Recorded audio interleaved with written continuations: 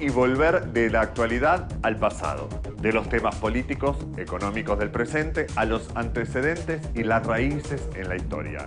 Esto es lo que hoy propone 40 Minutos a través del diálogo entre la doctora Alessandra Minichelli y la historiadora, autora y periodista Araceli Bellota. Un diálogo que comienza con una mirada muy interesante sobre el peronismo en los últimos 60 años hasta el rol del movimiento en estos días de crisis.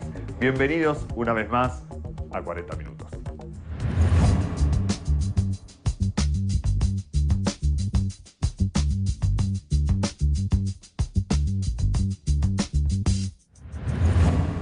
Y siempre hubo desde el 1955 en adelante, siempre hubo como una suerte de sueño de estos gobiernos elitistas y oligárquicos que el peronismo desaparezca. Y lo intentaron de todas las formas. En el 55, bueno, encarcelando a todos los diputados, los acusaron justamente de traición a la patria, mirá. Claro. Encarcelando, fusilando, no solamente militares, sino civiles también.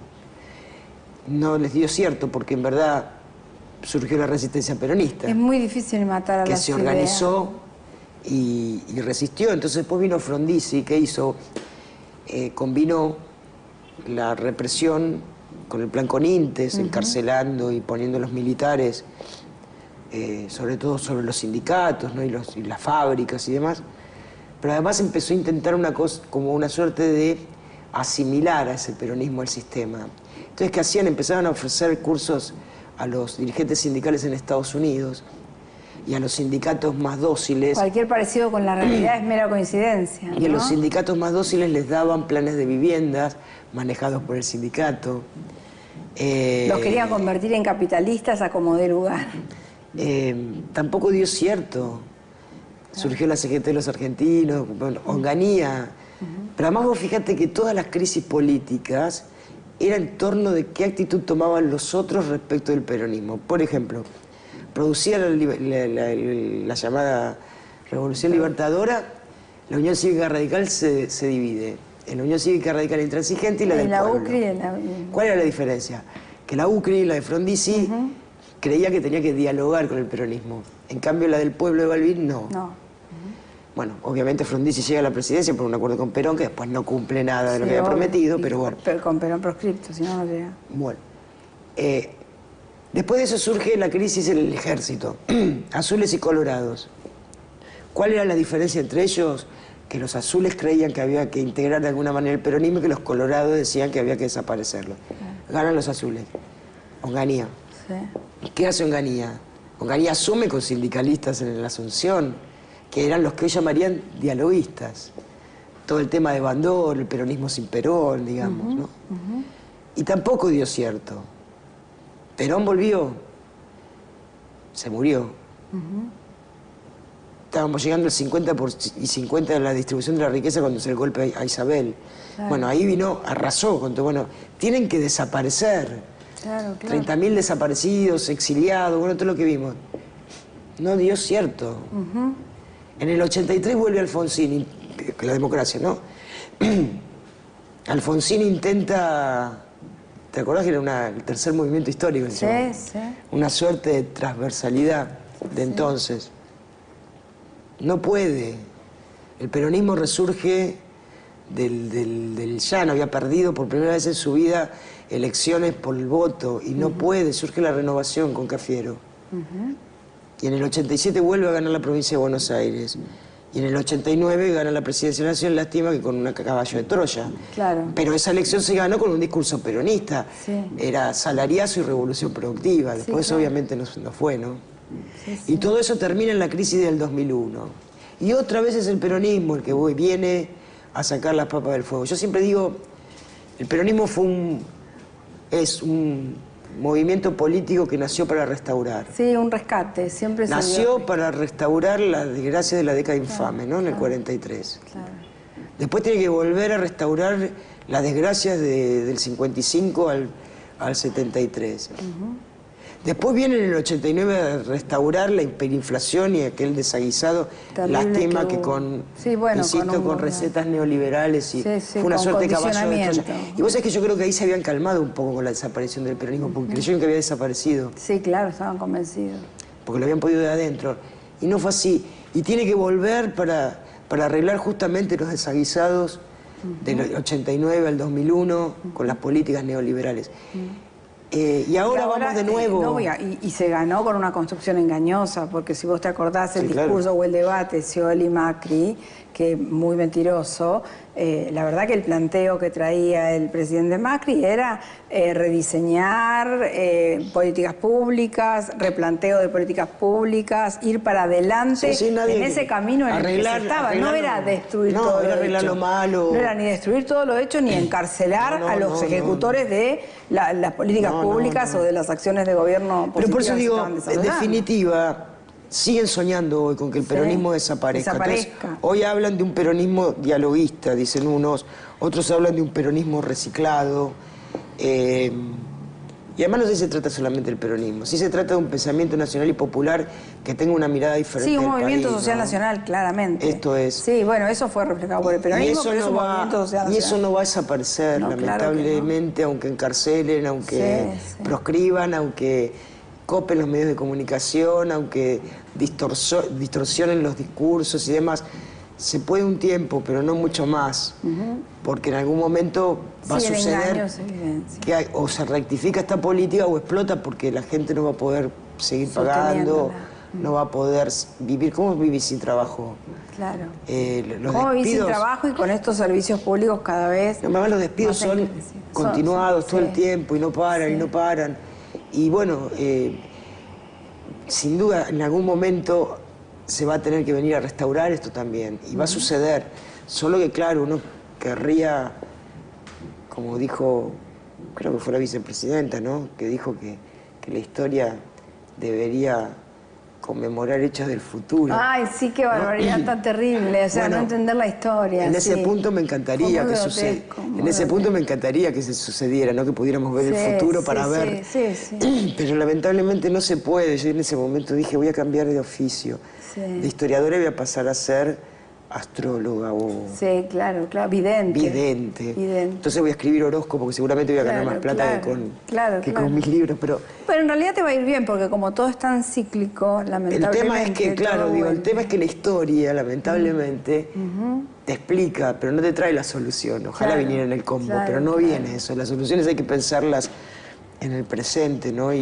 Pero da para vislumbrar que va a tener que ser así, porque no aguanta, porque no da, porque la gente no la está pasando bien. Ahora, yo veo que, bueno, uno de los sitios hoy más visitados con una necesidad de informarse es el tuyo, el presente de la historia. En el momento en que vos contás, esto ya pasó y pasó de esta forma, y el resultado fue este. O sea, nada de lo que está pasando es novedoso en términos de historia, que en realidad... Eso es lo valioso, aprender de la historia, pero creo que también lo lamentable es que hay una camada de jóvenes que sí quieren conocer la historia, y hay lamentablemente una generación del tipo de la nuestra que hoy gobierna el país que ignora la historia.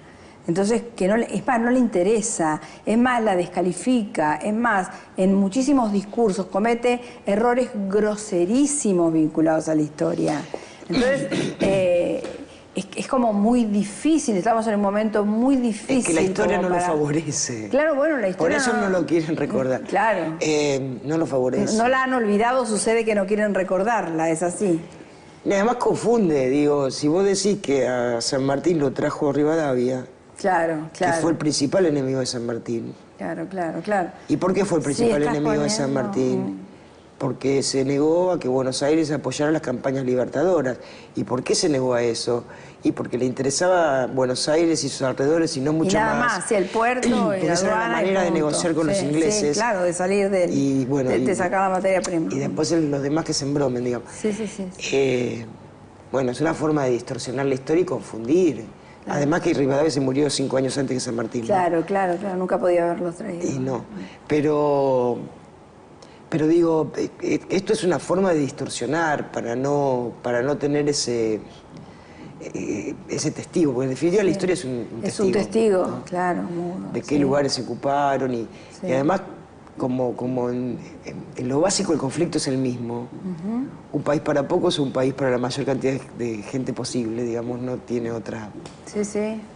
Sí, o atendés 44 millones o 10 millones, o ganás para 10 millones, que es lo que está pasando hoy por hoy. Claro, los ricos están siendo cada vez más ricos, los pobres cada vez más pobres. Pero esto se venía advirtiendo de hace rato, cuando se decía que el 1% de la población mundial tenía lo que debían redistribuirse en el 99% restante. Y la verdad que ese discurso, si se quiere, de la economía social, de planteos de redistribución de la riqueza, de la centralidad del hombre por sobre la economía, no permearon, venían de la mano del concepto de la responsabilidad social, no permearon. Si querés acceder a los mejores contenidos, entrevistas, informes y novedades sobre responsabilidad social, conectate a www.responsabilidadsocial.tv. Ya salió Fonres RS, revista mensual dedicada a la responsabilidad social empresaria. En este número, ludopatía, cuando jugar hace daño, una problemática pública, privada y personal.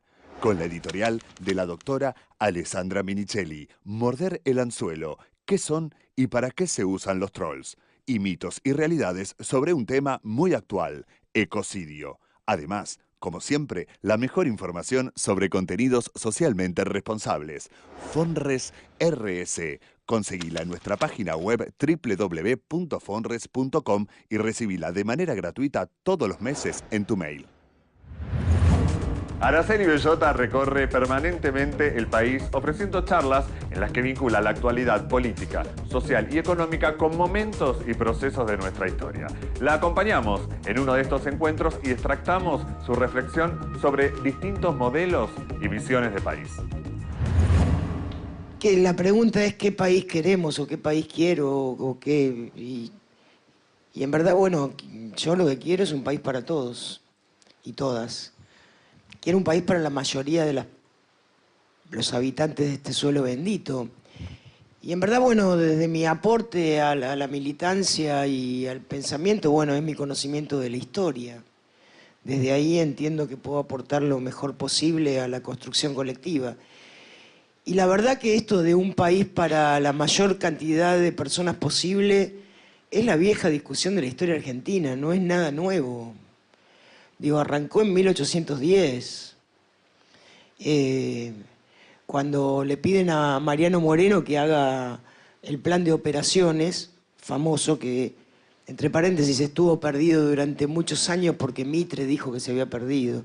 Yo creo que él lo había encanutado y por eso se había perdido. Pero bueno, lo que ahí a Moreno le dicen, bueno, que presente un plan de operaciones para el nuevo gobierno. Y ahí Moreno, bueno, hace varias reflexiones y hay una que es muy notable y dice que como en el territorio no existe una burguesía nacional que pueda impulsar el desarrollo de actividades para que la gente pueda trabajar, entonces él dice que cree que el Estado tiene que ocupar ese lugar, que tiene que impulsar las distintas posibilidades de trabajo en el territorio. Cuando digo el territorio, no digo la actual Argentina, digo el viejo virreinato del Río de la Plata, en eso pensaban estos hombres, ¿no? Incluyendo Bolivia, bueno, Paraguay que nunca se había plegado, Chile, bueno, todos. Y entonces le dicen a Moreno, pero ¿de dónde va a sacar la plata el Estado para hacer eso? Si estaban encarando la guerra con España y no sabían de dónde sacar la plata para comprar armas. Y entonces Moreno contesta y dice, es preferible que 500 mineros del norte, se estaba refiriendo al Alto Perú, actual territorio de Bolivia, es preferible que 500 mineros del norte se enojen porque les cobremos impuestos altos, a que millones de personas mueran de hambre porque no tengan de qué trabajar. Por supuesto, rápidamente se armó la interna con la Junta, Moreno perdió. Lo mandaron a Europa, en el camino se murió, lo mataron, vaya uno a saber. Y lo cierto es que esa postura no triunfó. Triunfó la postura más conservadora de la Junta. La Junta era una suerte de alianza entre los comerciantes de Buenos Aires, que les daba igual España o Gran Bretaña. Ellos lo que querían era plata. De manera que hablaban de libre comercio con Gran Bretaña y si la plata se lo hubieran garantizado los españoles daba igual, digamos. Ese sector era el que quería hacer plata. Después había otro sector que era el ejército, Cornelio Saavedra, y el otro sector eran los intelectuales más jacobinos, Moreno, Belgrano, Castelli, Monteagudo, bueno, todos ellos. Y obviamente triunfa la alianza entre los comerciantes y el ejército, esto fue el triunfo. Y esa puja entre los que les importa solamente hacer negocio propio y enriquecerse, y los que entienden un país que debe alcanzar para la mayor cantidad de gente posible, se fue transformando en la historia con distintos nombres. Seguimos compartiendo el diálogo entre la doctora Alessandra Minicelli y la historiadora Araceli Bellota. Me parece que por ahí va la cosa, ¿no? El otro día leí un reportaje al Pepe Mujica en página 12, que yo soy muy Pepe Mujica. Y él decía que, y se refiere a los dirigentes políticos, ¿no? Decía, los dirigentes tienen que vivir como piensan, porque si no terminan pensando como viven, ¿no? En los que se van de mambo. Y yo la verdad que no le encuentro sentido a eso. Y yo creo que esto es lo que tenemos que explicar a los más jóvenes, sobre todo. Para que no vale la vida acumular por acumular mismo. No tiene sentido. Te convertís en una suerte de máquina acumuladora, digamos. Sí, sí, sí. Y dejás de vivir que otras los que cosas están haciendo esa reflexión son los mayores. Sería bueno poder preguntarle hasta al padre del presidente qué piensa de esto, yo ¿no? te digo, llegando al final de su vida. Te digo incluso yo no digo que seamos austeros tipos monjes trapenses. No estoy hablando de eso. Estoy hablando de una vida digna, de una vida Pero para todos, digna para todos. Pero para la mayor parte posible. Y es posible porque es una cuestión de redistribuir. No es que hay escasez, como hay otros lugares del mundo donde en verdad no tienen. Claro, no hay agua. No hay agua, no hay alimento, no hay. Claro, no hay. Sí. Bueno, en nuestro caso no es eso. Claro que hay para y sobra, para alimentar otras partes del mundo. Es una cuestión de redistribuir. Y no estoy diciendo que los ricos dejen de ser ricos, ¿eh? Solo estoy diciendo que los pobres dejen de ser pobres.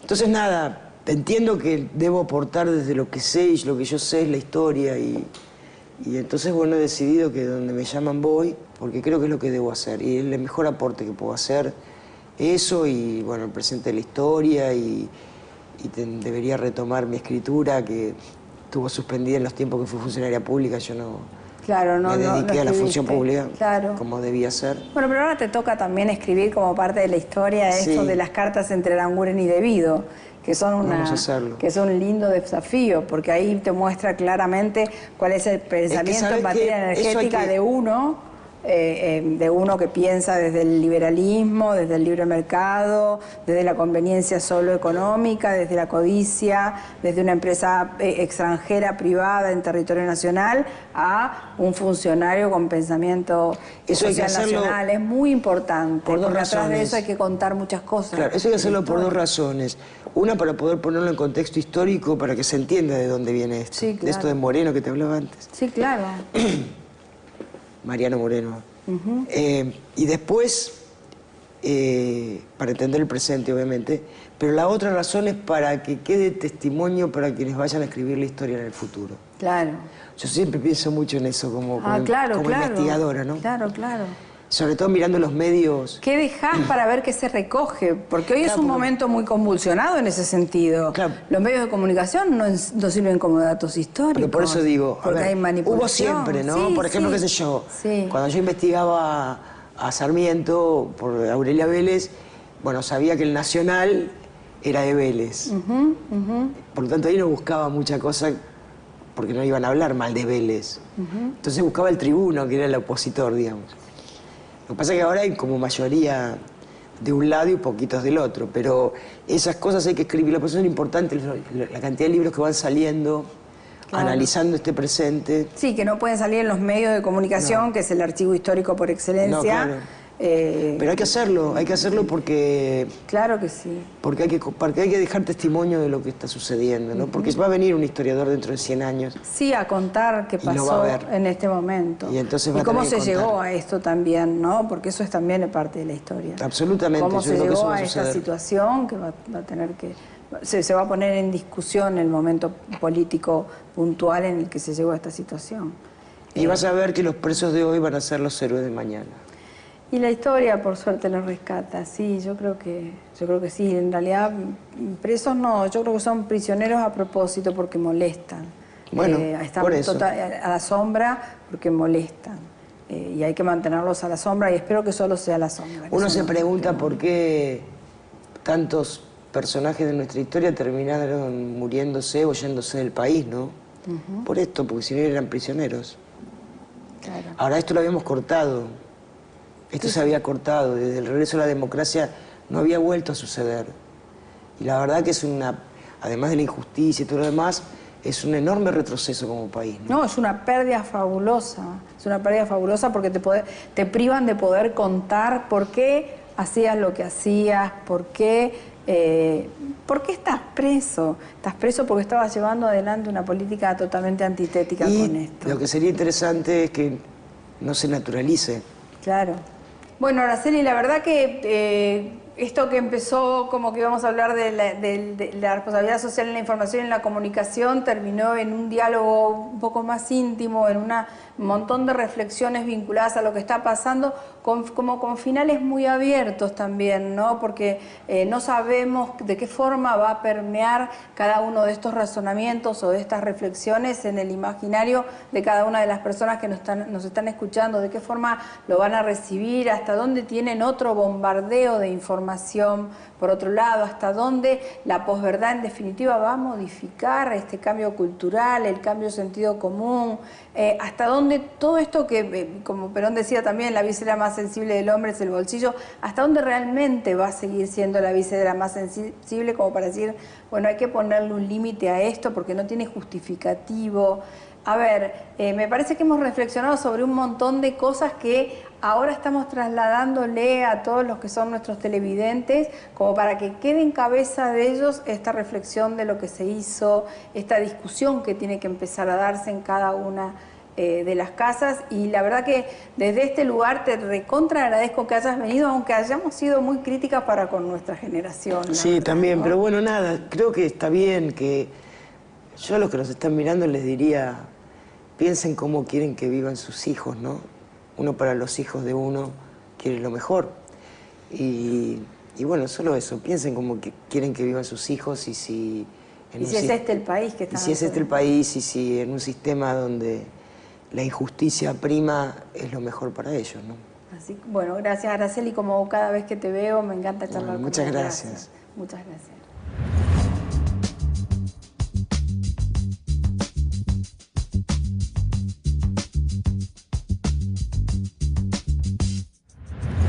Solo nos queda invitarlos la próxima semana a un nuevo programa de nuestro ciclo, siempre con personalidades interesantes y espacio para el diálogo, el debate y la reflexión. Esto fue 40 minutos y gracias por habernos acompañado.